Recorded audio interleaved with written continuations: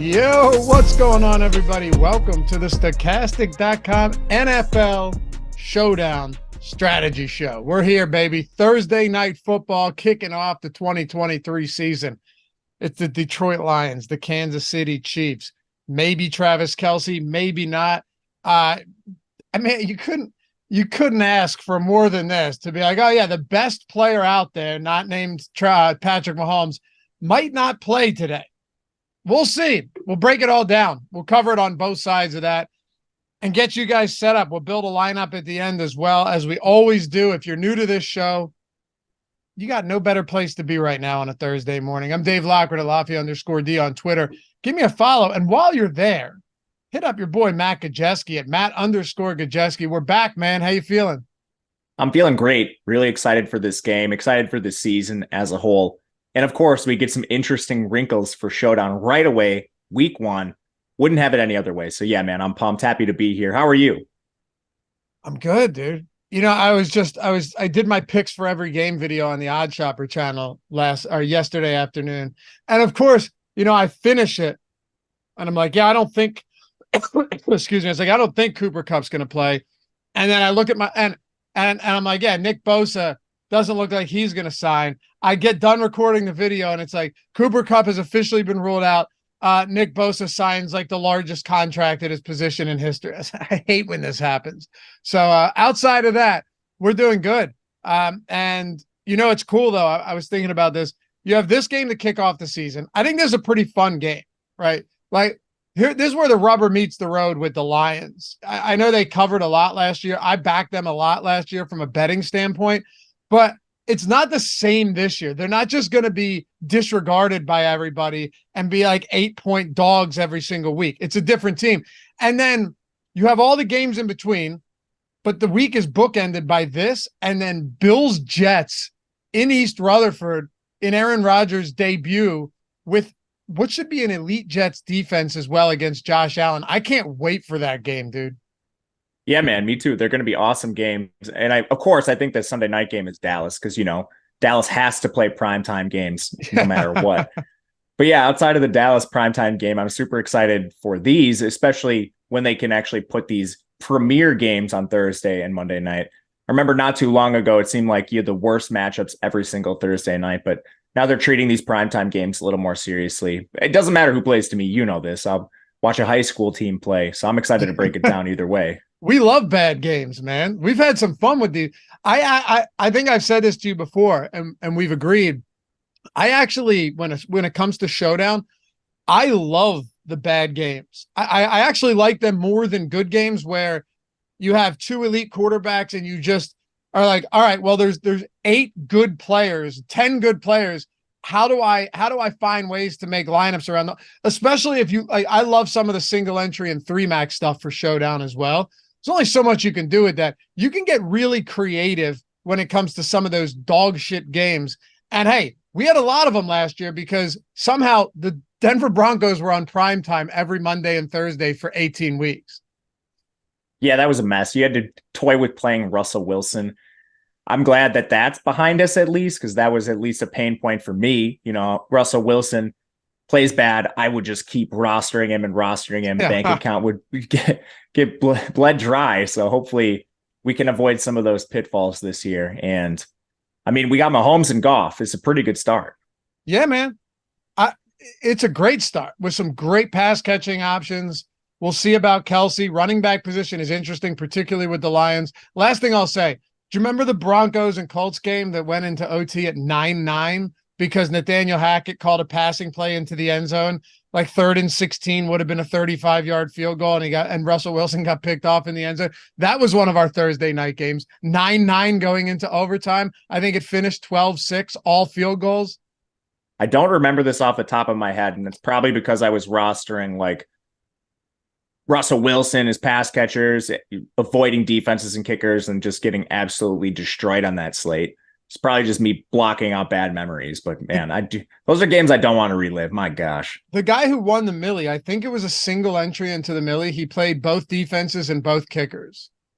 Props to that guy. The stone's on him. Yeah. All right. Happy to have you guys with us. It's early here on a Thursday, 9 a.m. on the East Coast. 8 a.m. where you're at, Matt. So you're up and at it early, but there's no better time to kick this off. We'll have the live before lock tonight as well. Neil Orfield and myself, the Showdown Shaman, breaking it down, taking you up till kickoff. But guys, hit that thumbs up. 41. I mean, we should cruise north of 100 here on the first week of the season. Effortlessly. It should be done. So take a single second, atone for your sins this morning, hit that thumbs up, subscribe to the channel as well. And hey, if you're watching after the fact, I know a lot of you guys aren't watching this live because it's early, particularly on the West Coast. Leave a comment down below. We try and at the very least read all of them, respond to as many as we can. And if you want to listen in podcast form, do that too, wherever it is. Podcast on Apple Podcast, Spotify, wherever. Matt, we got a giveaway, right? Where we're all week we're doing a giveaway where the best review, the best comment, the best review in our podcasts, whether it's the funniest, the most sincere, honest, bringing back good memories, whatever it may be, getting an entire year of our stochastic NFL package, the sims, the ownership, the projections, the Discord, the lineup generator, the contest generator, everything for the entirety of the year. It's $199 a month. You're getting it for the entire season. Second and third place are getting the free month. That's $199 value each. Why not go over there and hit us with a review? You know what I mean? Yeah, I mean, you don't have to do really anything. I would try to make it funny. I feel like those are the ones that always get through to the top. But I mean, as far as value goes, you're taking 5 minutes out of your day with potential payout to really set yourself apart in DFS. I would definitely take advantage of this. Some of the new tools we have are absolutely amazing, and you get to check those out. Yeah, man. And I can't wait to read the reviews, quite frankly. I love reading that stuff. Whether it's honest or funny, doesn't matter. Leave us a review, and we'll review them after the week is over. We're going to showcase them on the NFL Deeper Dive for week 2. The best ones out there. We're going up almost Hall of Fame style, so that should be fun. And last thing, we have podcast exclusive, extended strategy show episodes. People really seem to love the one Ben and I did on Tuesday. It was single entry and 3-max contest strategy. Not a lot of people do that. I think that's a part of the industry that is slept on. We have a 30-minute podcast on Apple Podcasts, Spotify, wherever. Greg and I tomorrow after the strategy show are going to be looking at the afternoon slate for Sunday. Not enough people tackle that. And we'll have plenty of new strategy shows and topics on Apple Podcasts, Spotify, specifically for podcasts throughout the year. So make sure to subscribe that and leave your review. Get that free year, man. It'd be awesome. All right, let's do it, dude. You ready? Yeah, man, I'm excited. Let's do it. Let's go. All right, you got Lions. You got the Chiefs. And what a game this is. The total is 52 points, 52.5 in some spots like FanDuel, Caesars, BetMGM. That's pretty significant. The Chiefs right now are 4.5 point favorites. This moved after the Kelsey news, though. This was what, 6.5 in some spots? You told me, though, before the show that you think Travis Kelsey's going to play. I mean, these reports on Travis Kelsey talk about just saying absolutely nothing. Like yeah. Ed Werder comes out and he says, from what I've been told, the Chiefs tight end Travis Kelsey isn't great for him to play tonight against the Lions, but expectations are that he will push to play. You literally said both sides of the potential outcomes here. Like, I don't even know what to do. What I go back to is Travis Kelsey's been hurt a lot in the past, and he always plays through it. And we've seen him with pretty significant injuries play situational roles too. So that's definitely in the range of outcomes where he comes out, he only plays 10 snaps, but they're on really impactful, meaningful snaps here too. And he has a really crazy like games played streak going. So I would anticipate him trying to keep that active and then just playing in high leverage situations is my expectation. I don't know what Ed Werner's trying to say, but apparently it's not much anything. Well, and then I don't know if you saw it yesterday too, but Twitter blew up with Jason Kelsey. Like that was their source of truth. Being like, yeah, Jason Kelsey said he dealt with this injury before. He was at a bonfire and tried to like kick a piece of wood in half. Hyperextended his knee. I love that guy. Had the bone bruise. And he's like, yeah, I think if the swelling goes down, it'd be good to play. It's like, that doesn't mean anything. Not to mention, it's Andy Reid, who's the most, like, does anyone misdirect more than Andy Reid intentionally? You're absolutely right. We know this from the preseason. He does this routinely throughout the regular season as well. He's very cryptic, and he uses the NFL's rules to his advantage, where you can list a guy as questionable, and he might be more on the doubtful side, whatever it may be. But Reed uses that to his advantage, like Belichick does it too. So it doesn't really help us for DFS. You're not going to know probably until kickoff, or maybe we get a Shefty bomb. Doesn't seem likely at this point, but you'll see him warming up, and hopefully he looks good to go at that point. But I think really live before lock is going to be important tonight when we get the news Kelsey's looking good or he's not. We should know. We definitely should know, but it could change what we talk about here. So I think what we'll do, Matt, let's make this a worthwhile experience for the viewers, and we can break this down from two different angles, if Kelsey's in or if Kelsey's out, because how much does that change, right? Almost a rhetorical question here. You know how much that changes because Travis Kelce is exorbitantly priced, as he should be. You take him out, then you've got a guy like Noah Gray. You and I both know if you're new to showdowns, the rogue tight end touchdowns in showdowns are just way too free. It feels like it's unsustainable, but every single week there seems to be a tight end that has like 2 for 12 and a touchdown. Not always optimal. Probably wouldn't be on a slate like this because it's such a high total, but it happens all the damn time. So let's actually start with the Lions. Then we'll get into the Chiefs. Then we can talk about how we want to approach this slate with or without Kelsey. But let's start with the Lions and break down some of these guys here, starting with Jared Goff. Look, he had a nice season last year, and this offense the defense stunk. So the only way they were winning games essentially was with the high-powered offense. Jared Goff to Amon-Ra St. Brown was huge last year. They lost TJ Hawkinson and still found ways to get it to like one of 18 tight ends. But now they have rookie Sam Laporta that they took in the second round. He's immediately becoming the starter. But we also know the history of starting or of rookie tight ends as far as pass catching prowess goes. So let's talk about this for a little bit. Jared Goff, and break down some of these pass catchers with him and how we're looking to stack. Yeah, it's definitely an offense we want to target despite them being underdogs here. They have a lot of good pieces in place, like foundational pieces. I love this offensive line. The Chiefs are down Chris Jones today, so I think they'll be able to run. But as far as Jared Goff goes, I think they'll be able to keep him upright. It's a young Chiefs pass rush. I'm not expecting them to get home as many times as maybe they would have if they had Chris Jones out there. And for Goff specifically, his target distribution should be pretty narrow here. This receiving core is probably the weakest unit on the offense, and that's considering they have Amon-Ra St. Brown. They just don't have a lot behind him. So for DFS, it seems like a lot of people are just assuming this is going to be a hyper-funneled target share to Amon-Ra, and I think that's most likely too. But Goff is kind of going overlooked as far as leverage goes. If Goff ends up throwing touchdowns to other receivers, Marvin Jones, Khalif Raymond, Laporta, you still could see him surpass Amon-Ra St. Brown. And I think the leverage you're gaining by doing that is pretty nice here. Not to mention he's expensive and he's kind of difficult to play. Even if Kelsey's out of this game and you just go straight Noah Gray. Noah Gray's not $200. You still have to make decisions. So I think Goff is going to be an interesting contrarian captain off Patrick Mahomes, of course, off the other expensive guys, and specifically off Amon-Ra St. Brown because they are hyper correlated. So yeah, I like Goff. He's always scary because he doesn't run, so the floor is low, but the ceiling is also high in this matchup. I actually wanted to back up and ask you a question that I think will probably be valuable for everyone, especially if they're just tuning into football. Maybe they haven't done a ton of best ball drafts like we have. I was in a guillotine draft the other day that I set up. I ran it in 2019. It was so fun. My buddy that's on my hockey team convinced me to run it back. We set it up in less than 24 hours, and we got 20 people in and paid in like a 20-hour span. It was impressive. Appreciate all you guys who may be in here that got in it too, because I didn't think we could make it work. But it was 12 rounds, Matt, 20 teams. You draft 240 players overall. And somebody mentioned in the chat, they're like, if you've been doing best ball drafts all summer, you're perfectly fine getting into these later rounds. Some people aren't, and some people maybe are just diving back into football now. Do you see anything that's noticeable as far as changes go with either of these defenses? Like the whole Chris Jones things is significant. We can talk about that. But like, what about Detroit's defense? Because they were gutted last year.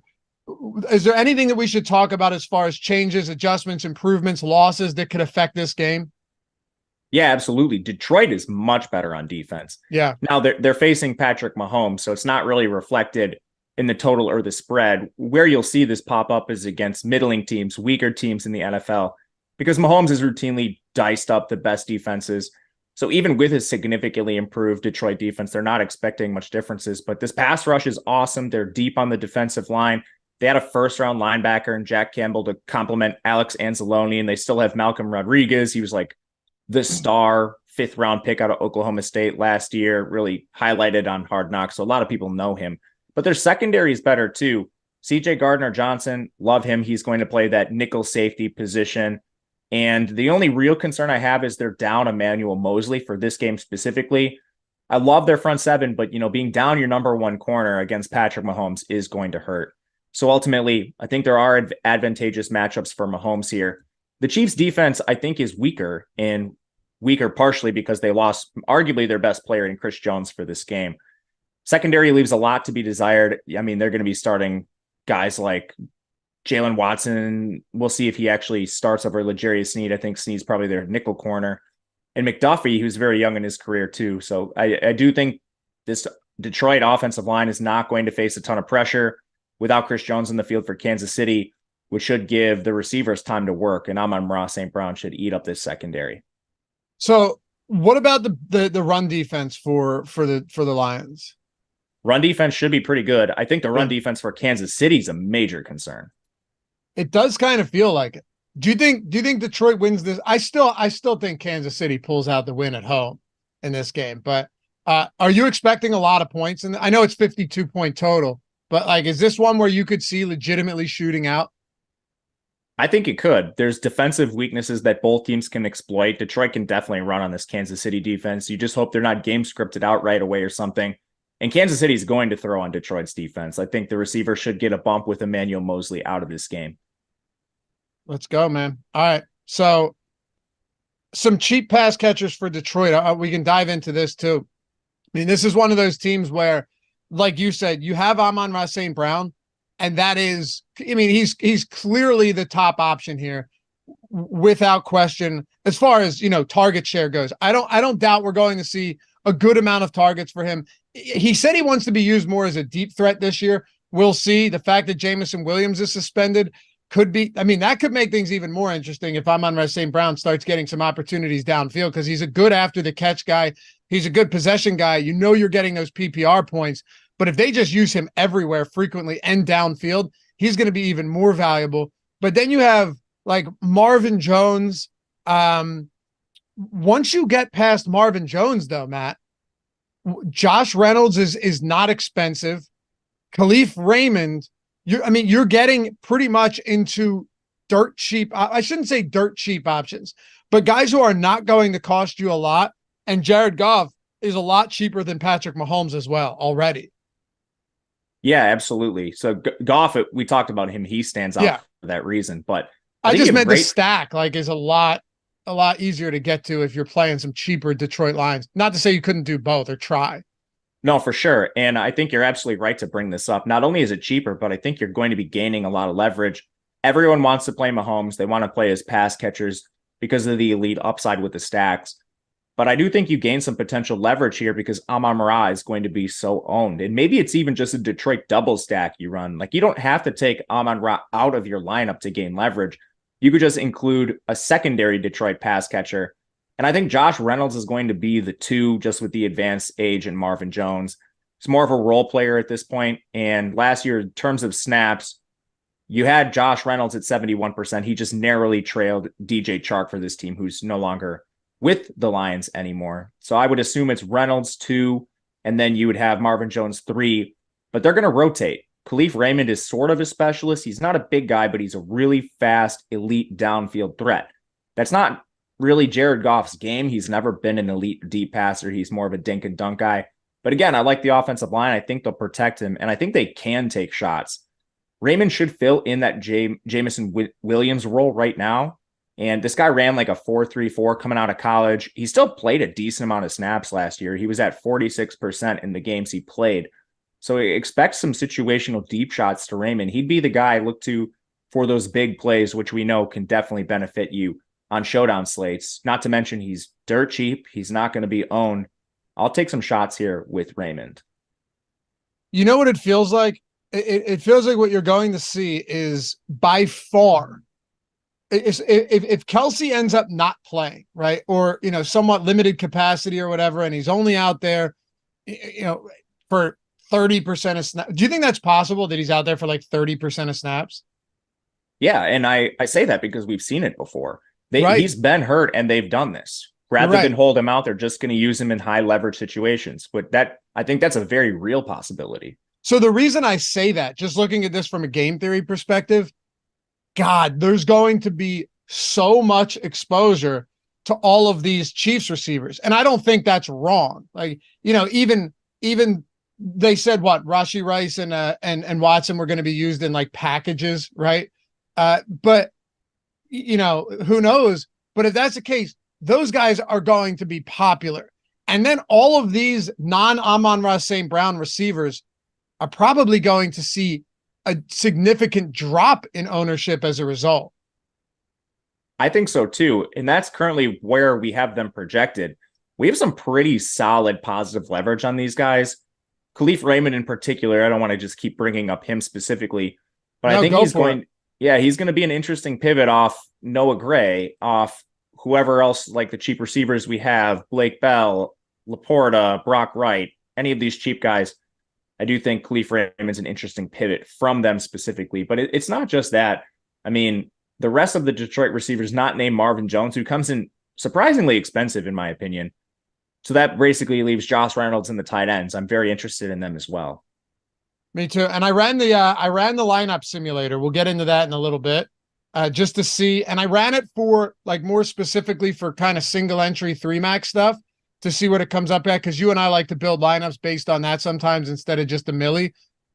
We'll see what that comes up with and see where the highest leverage spots are.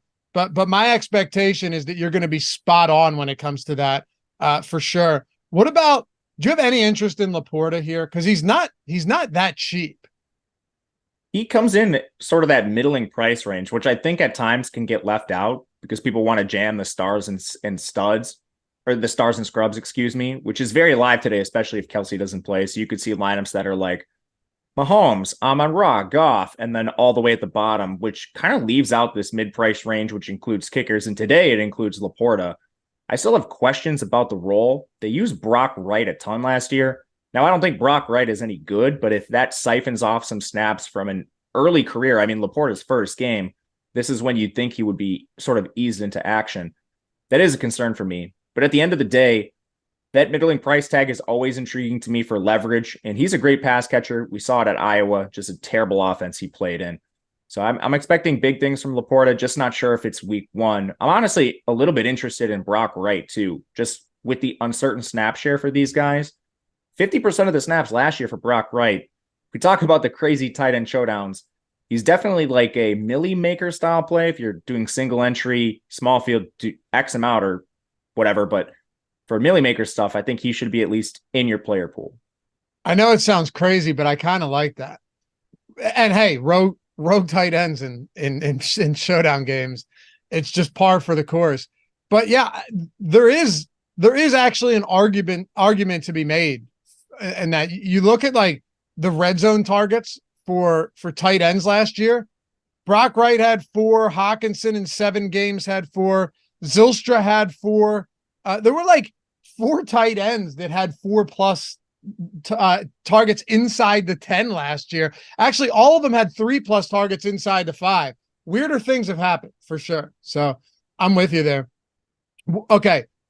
I think it's probably time, and we just hit 100 thumbs up already. So thank you guys. Not even 30 minutes into the show. Running backs. So they go out, they spend some serious draft capital on Jahmyr Gibbs.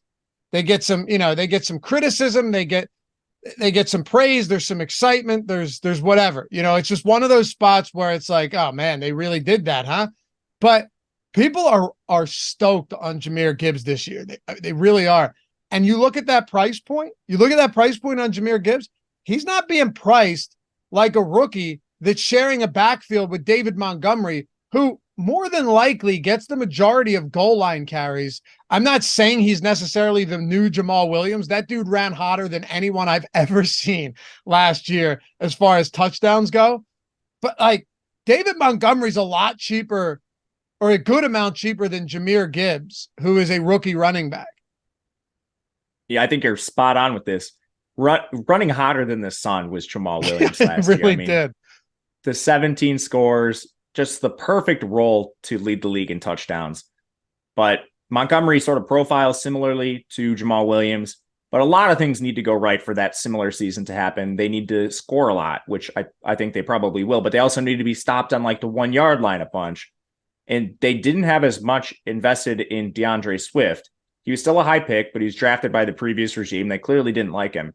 Jahmyr Gibbs is the chosen one. He's the hand-picked heir apparent to whatever role DeAndre Swift had last year.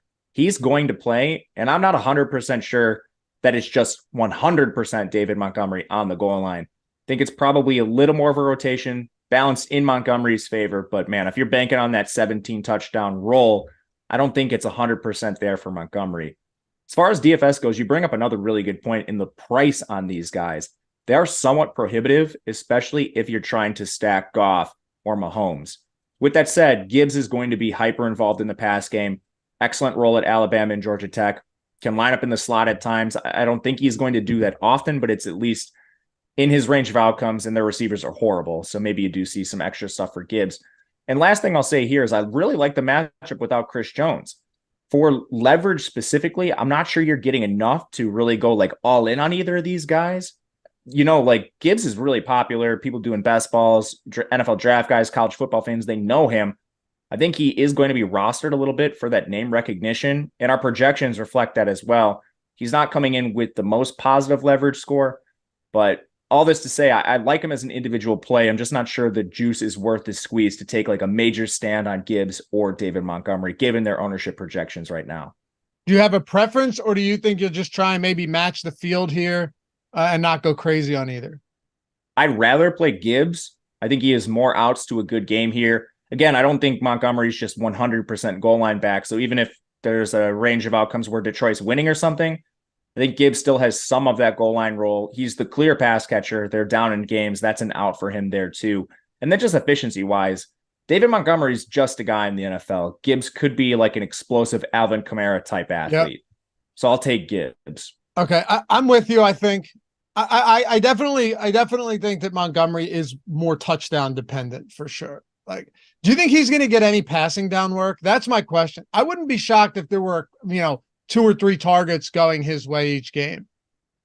Yeah, I think just, like he'll be on the field for run plays, but Jared Goff like checks into a pass play. He'll get some targets, but nothing drawn up for him. Yeah. Yeah. Other than maybe like here and there, an occasional target. He's a good pass catcher. Just you have like potentially one of the best receiving backs in the NFL opposite him. Yep. You're high on Gibbs as a player, huh?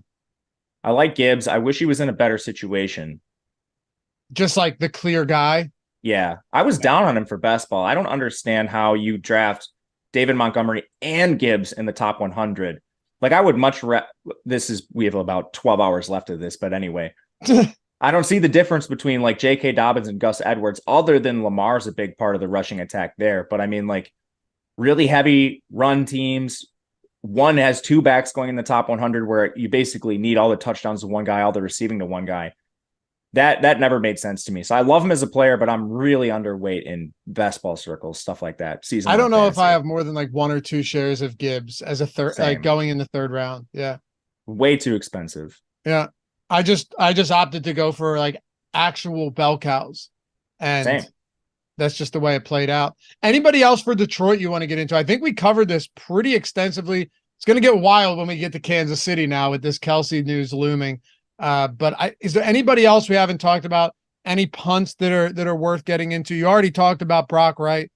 I mean, James Mitchell's down there at minimum salary. Maybe he grabs one, but you know what the problem for me is there?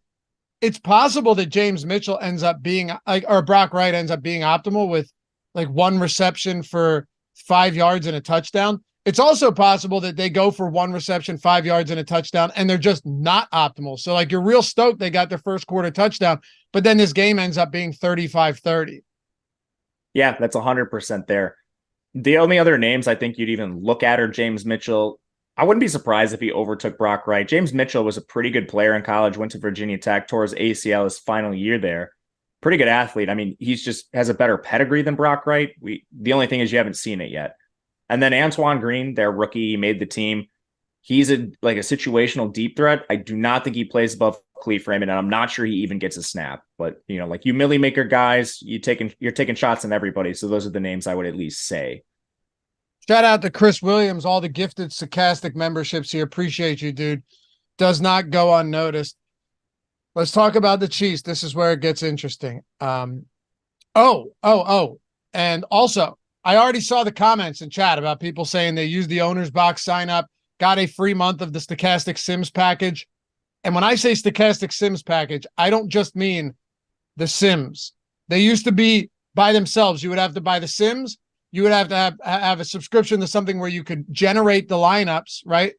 And then you would need the Stochastic Plus Platinum package, ownership, projections, all that stuff.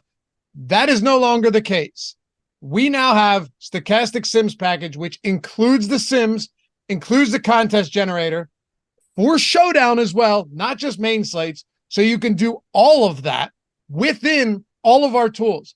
Everything we have, when I say everything we have for NFL, I mean everything. Every single tool that we have for NFL, the lineup generator, the lineup simulator, the contest generator, the projections, ownership projections, top stacks tool, premium Discord, all of our other data. It's all in this.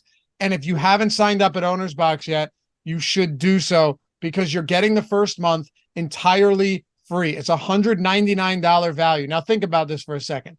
First of all, Owner's Box is doing massive sign-up deposit bonuses, right? I did a video on it the other week. I got a $500 deposit bonus. I maxed it out because I'm not getting that from anywhere else anymore. We're all on the other sites. We've been there for a long time. They know we're going to play there.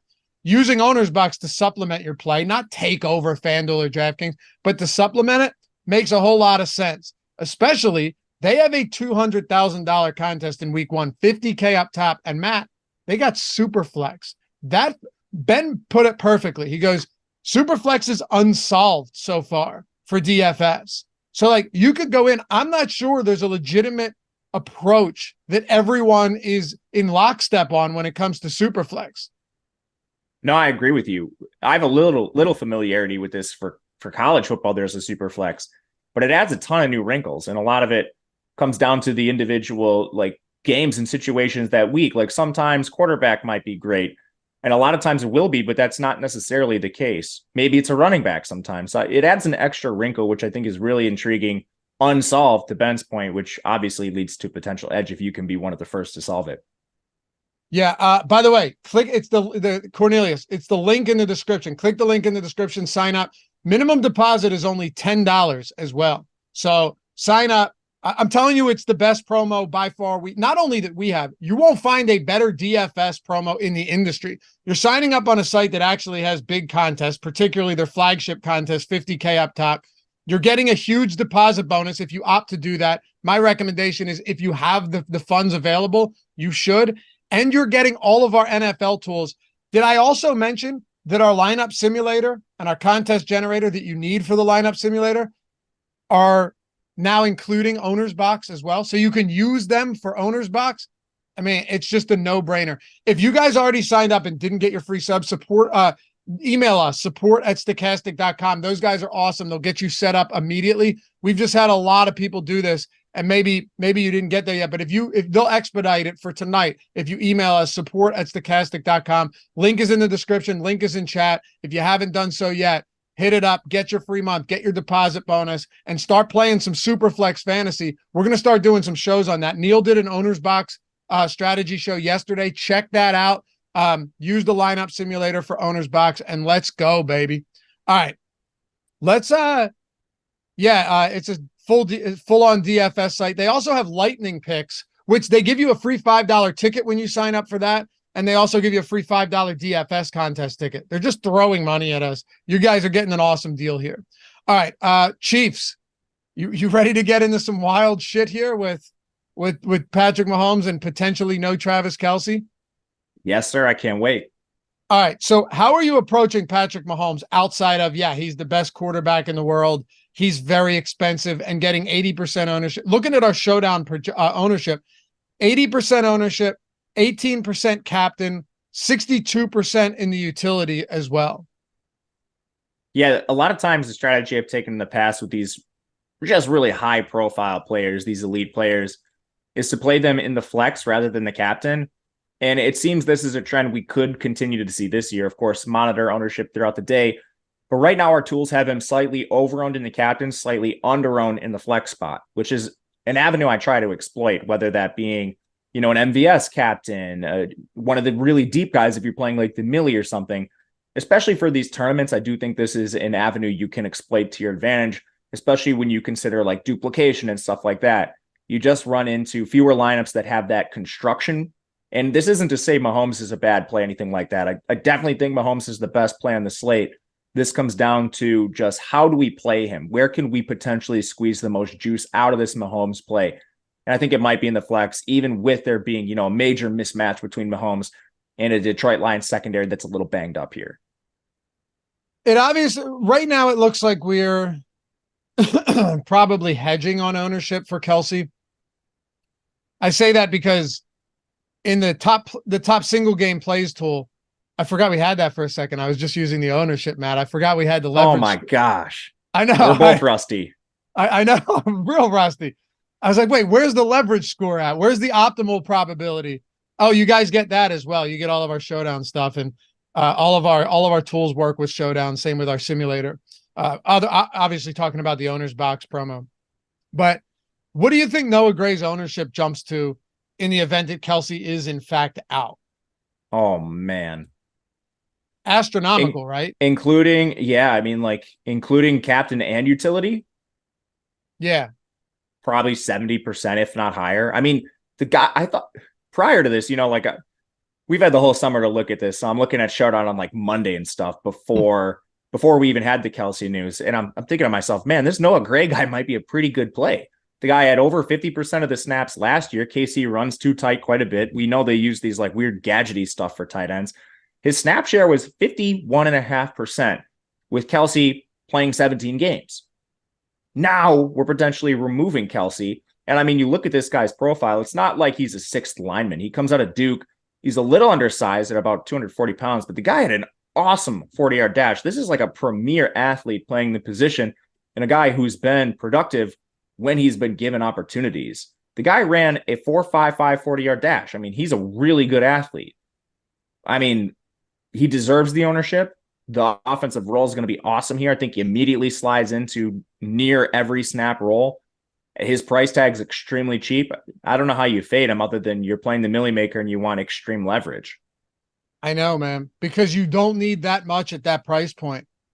I mean, I guess the only other question at this point is like, could you go to Blake Bell or something? Jody Fortson's on the IR. I know you and I talked about him a couple times last year, but he's on the IR. So basically, if Kelce sits, you would have at the tight end position Noah Gray and Blake Bell.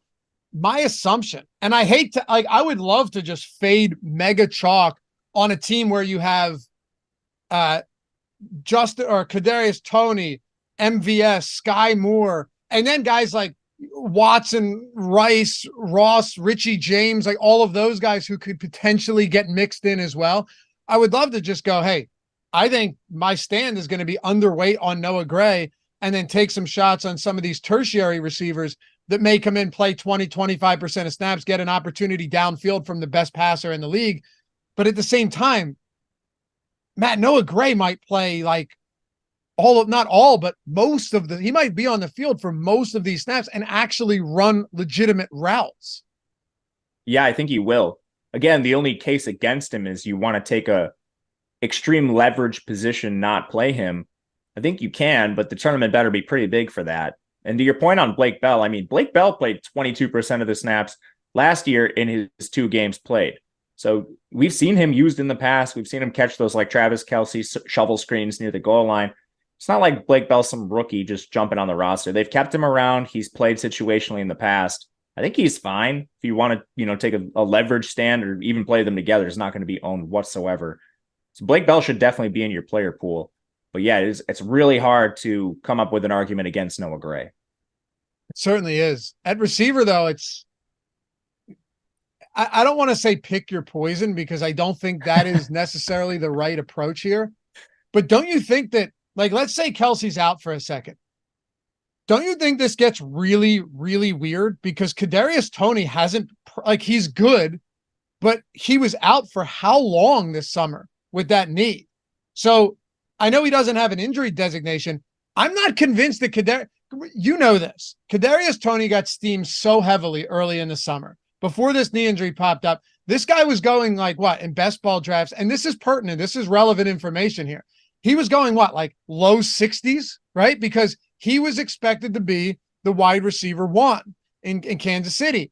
And then Justin Ross got steamed a bit, started going like high 100s, but it was Sky Moore who saw his ADP rise significantly once Kadarius Toney went down. And they're already talking about like Kansas City GM, which take it for what you want. If he's anything similar to Andy Reid in this respect, it means nothing. But Sky Moore coming, another year in the NFL. We already know that like Andy Reid with rookie wide receivers, I generally don't expect all that much. Sky Moore's 4,800. He could be another one of those guys that gets a lot of opportunities. And then you're getting into some of these package guys. You can talk MVS as well. He was super disappointing last year. I don't think he should be more expensive than Sky Moore, but we can have that conversation. I think you see where I'm going with this though, right? Like there's a million different ways to play this passing game for Kansas City. That's even if Travis Kelce is active tonight. Yeah, for sure. And you bring up a great point with Kadarius Toney. I mean, like he's been there for almost a year now. How many practices do you think he's actually participated in? I don't even know it. But like not a lot. No, in almost a year. I was legitimately thinking about this. Like he was hurt all last year. How many times has he actually practiced? So I think his role is going to be situational as it was last year. He just hasn't had time to acclimate to the offense. He's probably learned the playbook more, just more sitting on the side. But he's expensive, and I'm a little surprised he's the most expensive Kansas City pass catcher. Talent-wise, I guess it makes sense, but we just have no real indication that he's going to play a full-time role. I think MVS and Sky Moore should be the two most expensive here. I honestly think those two should be a little more expensive. As far as projectable roles go, I think you see them on the field the most. MVS just does something that no other receiver on this team can do. He stretches the field. Now, I hesitate to say he does it well, but he's out there and he's reliable. He's going to play snaps. So if you take a shot on a guy for a safety, MVS will play a good amount. And I think he probably leads this team in snaps at the receiver position. But Sky Moore is going to play underneath in that slot sort of gadgety role as well. I think he'll be more of like your Z receiver. We just don't know with Sky Moore. He didn't do a ton last year, but he was a rookie. He came out of a really small school in Western Michigan. I mean, their GM better be excited for him. He drafted him. If he's not excited, he should probably do something else. But ultimately, I think these two guys are very good plays for DFS. I'm surprised that Sky Moore is like 200 more than Rashee Rice. There's a range of outcomes where Rashee Rice plays like under 5 snaps tonight. I think if you're ranking these receivers, there's a pretty clear gap between MVS, Moore, Kadarius Toney, and then the rest of the group. What do you think about that? Do you agree with that sort of like target pecking order though? Yes, I do. I think Sky Moore could surprise. I'll say that. Like, I think you could see Sky Moore a lot more. I'll tell you the truth, Matt. A lot of times when it comes to rookie receivers, especially on a team like Kansas City that's already firmly established, you're talking about a Super Bowl team. Is it any surprise that Sky Moore didn't have a big year as a rookie? It wasn't necessary. You know what I mean? Like, sure, they brought in Toney and they needed additional production in the passing game, but they still won the Super Bowl. They still won. So, he scored in the Super Bowl too. Yes, he did. Yeah, he did. And you see a lot of like middling teams out there, middle of the road, or, a little bit further back where rookie receivers just have really nice years. Like Chris Olave last year. Sure, Michael Thomas was out. They stunk. What are you going to do? Garrett Wilson with garbage quarterbacks. But again, that team didn't have anything else. They didn't have a Travis Kelce. I think going into his second year, Sky Moore could become like that go-to option, but we're going to have to see for ourselves. As far as pecking order goes, I'm with you 100%.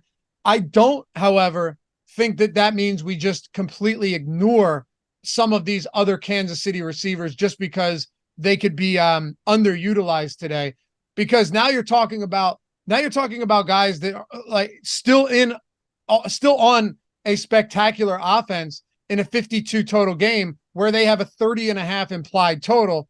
1 or 2 plays for these guys, 1 or 2 plays for some of them could be the difference between cashing, winning a GPP, or finishing nowhere near the money. It's just, you kind of have to have the balls to say, hey, I'm going to roster this guy. I don't have big expectations for him, but it's a showdown slate. 130-yard touchdown reception from Patrick Mahomes could be all I need to get the job done.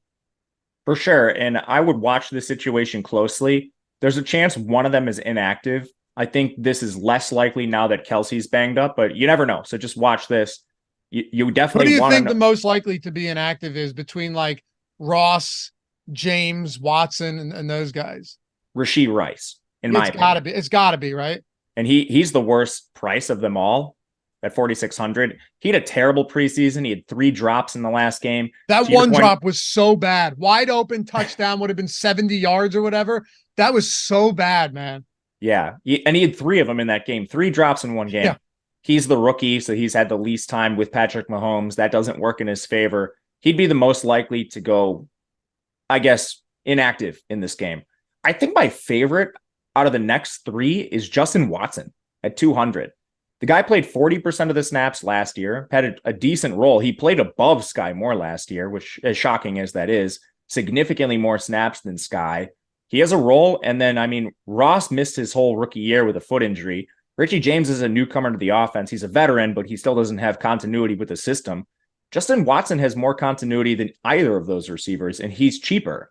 So I think he's going to be the guy I throw the most starts on, but that's no shade to Justin Ross or Richie James. Richie James, I think, is mainly on the team for his special teams contributions, but he'll see snaps here and there. Justin Ross, I think, has the most upside. While we know Justin Watson plays a fair amount, we also kind of know he's just a guy out there. He's not explosive.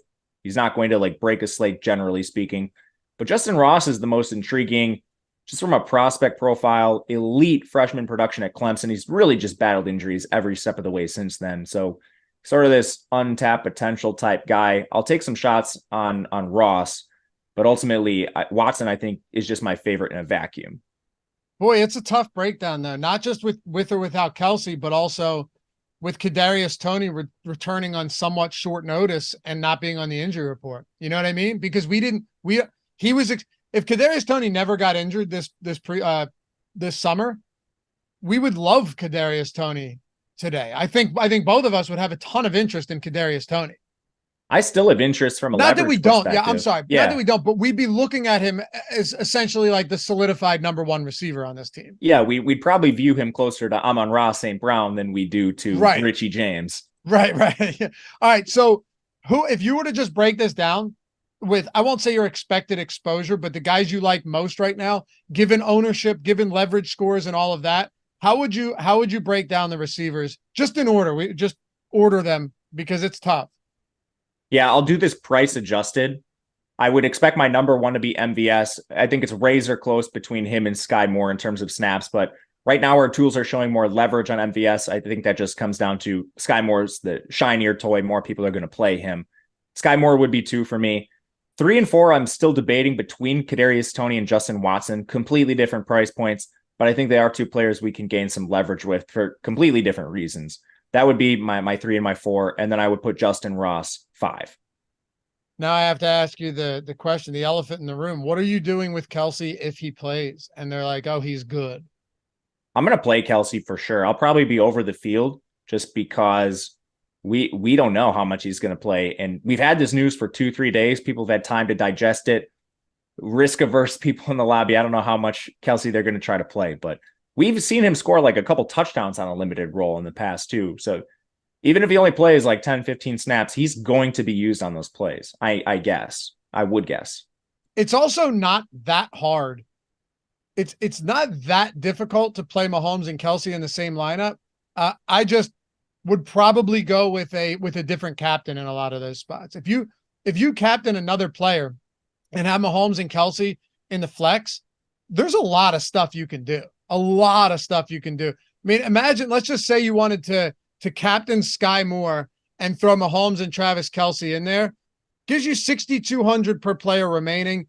Jared Goff in there. You're not getting to Amon-Ra St. Brown in a case like that, but you could legitimately go with Gibbs. And by the way, I'm not even thinking about dupes right now. I'm just talking about practicality of making these lineups. And then you get down to like the Rosses or the Khalif Raymonds, the Brock Wrights. You could leave some salary on the table with a Watson and still have Mahomes and Kelsey with Goff and Gibbs as a pass catching back with Sky Moore at captain. Yo, there's a lot you can do with both of those guys. Don't think just because they're both 12K in the flex that you can't do it. No, I agree with you. There's a lot of ways you can make this work. Like, I don't even hate rostering Kelsey and Noah Gray together. Last year, Kelsey, 80% snap share. Gray was at 52%. So there's like cool ways you can make lineups if Kelsey's in to really save yourself some salary and still build some pretty good lineups that I don't think will be duped a ton. Yeah. MLB strategy show. Yes, that is true. You should watch Josh's MLB strategy show. Dude's killing it solo. It's coming up right after this. Probably a couple minutes late if I had to guess. All right. So running backs at the Kansas City position. Is it Pacheco or bust for you? Or are you going to actually look a little, well, we have to talk about Jerick McKinnon, obviously, too, because we saw his pass catching role expand considerably last season. He's super hit or miss. There's no doubt about that. Then you have Clyde Edwards-Helaire healthy. I've seen chat talking about this all show long. Some people are high on Clyde Edwards-Helaire today. That right there, if nothing else, feels mega sketchy. He has essentially the lowest leverage score on the slate. Yeah, and I lean on our tools more than anything else. I mean, they did use him a lot in the preseason. I think he played the most snaps with Mahomes out of any back. I don't think that's really any indication that Edwards-Helaire is some stud. Pacheco is banged up. McKinnon's just a stone veteran. I don't know how much you really need to see those guys in the preseason. But as far as the running backs here go, none of them have particularly high leverage scores. Like, these aren't guys I think you're really taking a major stand on. The highest of the group is Pacheco. I agree with that. He took on an increased pass catching role down the stretch. I still don't think he's going to take all of that away from McKinnon here, but touchdown equity definitely lies with Pacheco, especially after we saw McKinnon like run. We're talking about Jamal Williams running hotter than the sun. I mean, McKinnon, that guy ran so hot catching touchdowns from Mahomes so as well, hot. Too. So hot. How many 30 fantasy point games did he have over a month? It was crazy. Nuts. And you'll get that playing with Mahomes. So I don't think McKinnon's a guy you X out. But I do think the safer roles Pacheco, our tools agree with this. So I'm planning on being a little over on Pacheco, a little under on McKinnon. Edwards-Helaire, I'm not buying. All right. Especially if people are going to own him. Like, if this is a common thought, like, I might just X him. You ready to build a lineup? Yeah, let's do it. I think we covered everything, right? I mean, that's where else are you going to find that type of analysis at 9 a.m. on a Thursday, Matt? Come on now. Give yourself some credit. Thanks, man. I appreciate it. You're awfully generous to me this morning. All right, let's talk about building a lineup here. Should we go? We love doing that $15 single entry. I always think that's a good one where it's like 10K up top or something like that. Yeah, dude, I love that. The Millie Maker's usually priced at a similar point to that. If you don't want to just get absolutely wrecked in the Millie Maker over the course of a lifetime, this is a great tournament. All right, let me see if I can find it here. It is the $15. Do they not have it this year? They might have like slightly adjusted the price point. Check like 12 or something. What? All right, hold on. It's got to be somewhere, but for some reason, sometimes they get ordered really wrong. Let's just go with you see anything in here? I'm pulling it up right now. Actually, let me sort by prize pool. There it is. The bubble screen. All right. 75K. Oh yeah. Let's do almost the bubble 6,000 entries. How many? Almost 6,000, just shy of that. I think that's perfect, right? Yeah, it's great. And with the lineup simulator, I love it because you can generate 5,000 lineups on that. You can do 10,000, but like you can set it for smaller fields if you're playing single entry or 3-max, depending on how many lineups you want to generate before you sim them. That's pretty sweet. Like the $100 one is 250 entries. Yeah, love this. Yeah, that tool is going to be huge. The fact that we got it out for Showdown makes me very happy because we were absolutely up against it. But guys, one more thing before we build this lineup. We already talked about the Owner's Box promo, getting the free month of all of our stuff. Sims package, contest generator, all of our tools, the premium Discord, just by signing up, depositing minimum 10. I would recommend, again, maxing your deposit bonus out because you're only going to get that once. You're not going to come back and be like, I'd like to deposit more. Can I have my bonus a month from now? Link in the description and chat to that. But if you're betting the NFL, like I know Matt is, and I know I will be, we're in our chalkboard channel. That's free. All of our picks are free. Join our chalkboard if you're not in there yet. We have an awesome community in there. But if you want free money to bet on the NFL, the Caesars promo right now is massive. You're already, if you're on DraftKings, but you're not on DraftKings Sportsbook, they're not giving you those bonuses. They're like, all right, we already got them. Same with FanDuel. At Caesars, and you should always be on as many books as possible so you're getting the best odds, shopping the lines, and more than anything, taking advantage of free money. Caesars right now has bet 50 and get $250 in bonus bets by doing nothing else. Even if you win your bet. So let's say you bet an even money spot, bet 50, you won 50. Now you have 100 and you have the 250 in bonus bets going into the 2023 NFL season. You cannot beat that. If you lose your bet, who cares? Because you got $250 in bonus bets. It's 5 individual $50 bets. By depositing 50, betting 50, win or lose, you've got your 250 in bonus bets. Play it however the hell you want. But free money is the best type of money out there, fellas. Anywhere else in the world, someone says, give me 50, I'll give you 250. You're going to make that decision, and the money's going to change hands. Same thing here with Caesars. I threw the link in the description. It's in chat as well. Just make sure if you have an ad blocker on to turn that off before you sign up and do this promo. It takes a minute and a half to sign up. Boom, you're in the door. You got $250 in bonus bets after that first $50 bet settles. All right, let's build this out. And then make sure to check out Josh on the MLB Strategy Show. And, oh, we have 650 people watching. We're 11 likes away from 100. This will be the last of me talking. We're going to turn this over to the line. Can we get to 200 lineup or 200 thumbs up? That would be great. Thanks, guys. All right. Where do you want to go at captain? You got the honors, dude. Let's do it. I kind of want to play Pacheco. Just get some direct leverage off Mahomes and not deviate from the Chiefs having the higher implied team total. I should have asked you, do we want to build this with the assumption that Kelsey's in or out? I think we should do it on the assumption that he's like playing that limited role. Okay, fair enough. I'm going to go Gibbs. I will take just the pure chalk in Mahomes. I want him in the lineup, and I like him in the flex a little more than captain. I'm throwing Goff in there. I have no problem with that Goff-Gibbs connection. I wouldn't care if it wasn't even a pass-catching back. I'm more than willing to do stuff like that in the high-scoring atmosphere. But I like Goff and Gibbs. It still gives us 5,000 per player remaining. Not that bad. No, not bad at all. I actually like this range quite a bit. And this is single entry, by the way, so we don't need to get insane. For sure. And I'm going to just throw Sky Moore right in there. Love that. And that'll give us a Mahomes stack as well as having Pacheco a captain. Love it. All right. Damn, we still have 5,200 remaining. I think Rashee Rice, I'm in agreement. That's the one spot I really am not huge on at that price point. Wouldn't be surprised if he doesn't play at all, like you said. Sam Laporta at 5K. I mean, there's always kickers. You know, we can always talk kickers and defense here. Any interest in that? Yeah, especially for like a 6,000 person tournament.